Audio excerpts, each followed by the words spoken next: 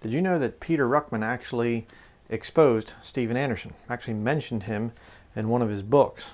I was not aware of this, and had a brother send me this, one of the last books that Dr. Ruckman had written, the commentary on the book of Daniel.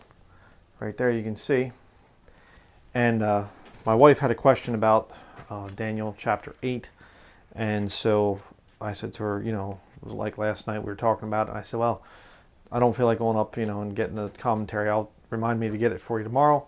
So I brought it down, and we were discussing this thing at the breakfast table this morning, and she's reading through, and she goes, whoa, he actually mentioned Steven Anderson in here. I said, what? I didn't know that. And I'm going to read you the paragraph here where he talks about Steven Anderson. He exposes him.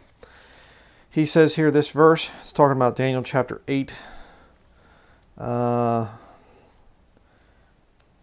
section is on Daniel chapter 8, verses 9 through 14.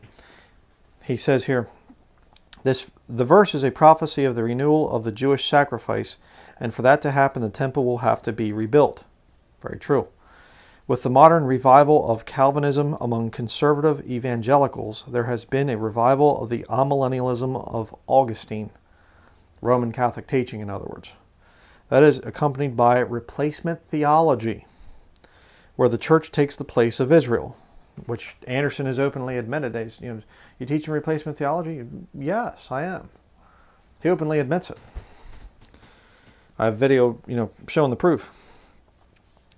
It says here, that means God is all done with the Jews, so people like Tex Mars and Steve Anderson teach that the Jews don't belong in the land, and they would be sinning to reconstruct the temple since it was done away with by the sacrifice of Jesus Christ, ignoring the prophetic nature of Colossians 2:17.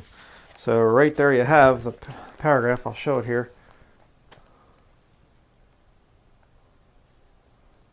You can see that. So I find that interesting. Yeah, because a lot of people, all you ever want to do is talk about Steven Anderson. Steven Anderson's very dangerous. And even Dr. Ruckman in his old age could see that and realize the extreme danger of this Steven Anderson guy and his cult following. Yes, he is very dangerous.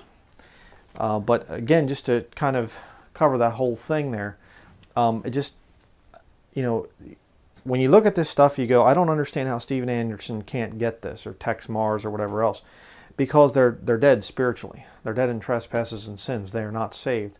That's how they're not able to understand things that are in the Bible. The Bible prophesies that there's going to be a temple that the Antichrist sits in. Now, the only way for that to happen is if there's a temple that's rebuilt in Jerusalem. And I'm going to be talking in real great detail here, probably later today. I'm going to be doing the video on the thing of this third temple. Extremely important, really wild stuff the Lord's been showing me.